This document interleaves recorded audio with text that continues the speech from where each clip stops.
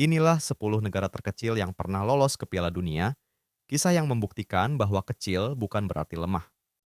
Nomor 10, Panama. Dengan populasi sekitar 4,1 juta jiwa dan luas wilayah 75.000 km persegi, Panama akhirnya menulis sejarah di tahun 2018. Setelah puluhan tahun mencoba, mereka menyingkirkan Amerika Serikat dalam laga dramatis di kualifikasi. Gol Roman Torres di menit-menit akhir membuat seluruh negara berpesta, dan pemerintah langsung menetapkan hari libur nasional untuk merayakannya. Walaupun mereka kalah telak 6-1 dari Inggris, tak ada yang peduli. Karena bagi Panama, keberhasilan tampil di Rusia sudah lebih berharga dari trofi apapun. Nomor 9, Bosnia and Herzegovina. Negara di jantung Balkan ini hanya memiliki 3,8 juta penduduk dan luas sekitar 51.000 km persegi. Tapi di tengah luka sejarah dan perang saudara di tahun 90-an, tim nasional Bosnia muncul sebagai simbol persatuan dan harapan. Dipimpin oleh Edin Dzeko, mereka lolos ke Brasil 2014, debut pertama mereka di Piala Dunia sebagai negara merdeka. Setiap gol bukan sekadar angka, tapi pesan bagi dunia bahwa Bosnia telah berdiri kembali. Dari puing-puing perang, lahir semangat baru lewat sepak bola. Nomor 8, Selandia Baru. Dengan populasi 3,2 juta jiwa dan wilayah seluas 268.000 km persegi, Selandia Baru bukanlah negara sepak bola, mereka lebih dikenal lewat rugby. Tapi di tahun 1982, mereka menulis sejarah menakjubkan dengan lolos ke Piala Dunia Spanyol. Mereka harus melalui 15 pertandingan kualifikasi, melawan tim-tim dari Asia hingga Timur Tengah. Sebuah perjalanan panjang yang akhirnya membawa mereka ke turnamen dunia. Walau tak memenangkan satupun laga, perjuangan mereka tetap jadi inspirasi bahwa ketekunan bisa menembus batas benua dan reputasi. Nomor 7, Costa Rica. Negara kecil di Amerika Tengah ini berpenduduk sekitar 3 juta jiwa dengan luas wilayah hanya 51.000 km persegi.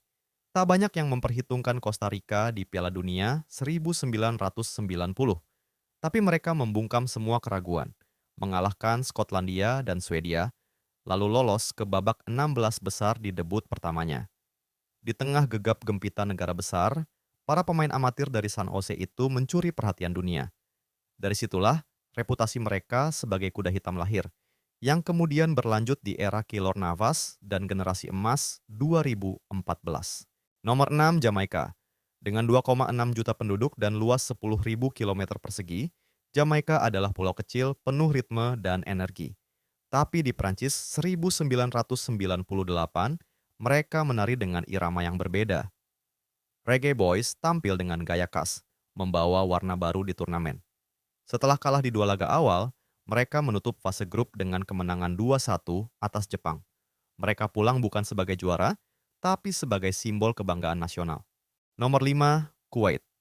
Dengan luas hanya 17.000 km persegi dan 1,5 juta penduduk, Kuwait menjadi tim pertama dari Teluk Persia yang tampil di Piala Dunia.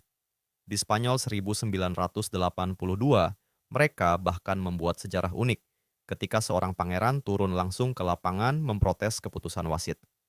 Insiden itu jadi legenda, tapi lebih dari itu, keberhasilan Kuwait menunjukkan bahwa sepak bola Timur Tengah mulai menatap dunia. Nomor 4, Irlandia Utara. Tahun 1958, Irlandia Utara dengan populasi hanya 1,4 juta jiwa dan luas 14.000 km persegi menjadi salah satu kejutan terbesar di Piala Dunia Swedia. Mereka lolos dari grup yang diisi Jerman Barat dan Cekoslowakia, bahkan mencapai perempat final. Dalam era ketika sepak bola masih murni dan romantis, negara kecil ini membuktikan bahwa strategi dan hati bisa menaklukkan raksasa Eropa. Hingga kini, 1958 tetap jadi salah satu bab paling manis dalam sejarah sepak bola Britania. Kita melangkah ke Karibia, menuju Trinidad and Tobago, negara kecil dengan populasi hanya 1,3 juta jiwa dan luas wilayah 5.128 km persegi.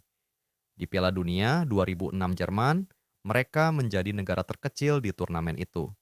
Sebuah prestasi yang bahkan banyak negara besar tak pernah capai. Tim ini berjuang dari babak kualifikasi yang panjang, melewati Meksiko dan Amerika Serikat yang jauh lebih kuat. Di laga perdana, mereka menghadapi Swedia dan menahan imbang tanpa gol. Kiper Shaka Hislop, yang awalnya hanya cadangan, tampil heroik. menyelamatkan bola demi bola seolah hidupnya bergantung pada itu. Meski akhirnya tersingkir di fase grup, penampilan mereka disambut bak kemenangan nasional. Stadion-stadion di Port of Spain penuh dengan warga yang menonton tayangan ulang pertandingan. Lagu-lagu kebanggaan dikumandangkan sepanjang malam.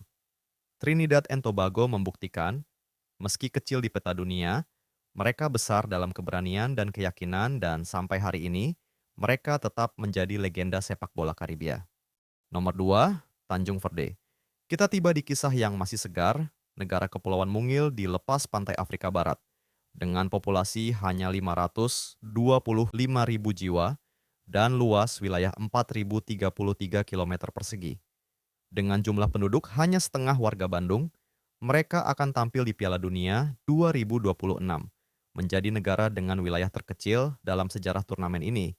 Ini bukan kisah instan. Sepak bola Tanjung Verde tumbuh dari akar diaspora, banyak pemainnya lahir dan besar di Eropa, tapi memilih pulang membela tanah leluhur.